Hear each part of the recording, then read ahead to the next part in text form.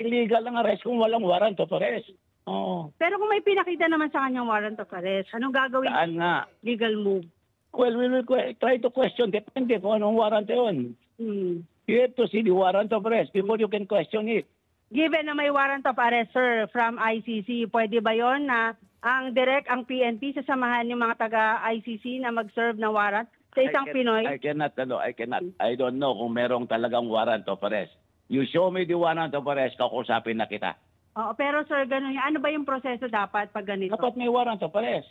Kung may warrant of arrest, hindi dapat direkta sa PNP. Saan dapat dumaan? Depende na yan. Baka mayroong warrant. Importante may warrant of arrest. Okay? Well, may tanong. Ang tanungin mo nga kay Secretary, bakit dyan sa Villamor Air Base dinala ang dating Pangulo? Sir, so sa Villamor dinala ang dating Pangulo. Kasi po alam namin, I do not know. Posted by Jerry. Yun ang hindi niya masagot sa mga oras na ito kasi nagkakaroon ng communication sa dating Pangulo. Wala kasi nung sasalubungin, hindi na nga sila pinayagan ng otoridad.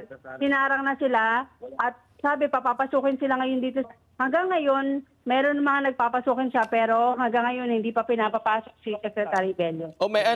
Kamusta yung seguridad dyan sa Villamor Air Base? Nagkalis, marami silang pinadala dyan para higpitan lalo ang seguridad?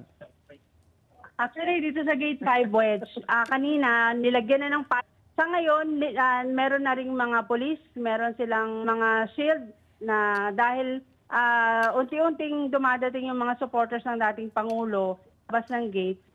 Ngayon ay nilagyan na ng barracks. May mga dala ba silang mga placard dyan, Mayan, at may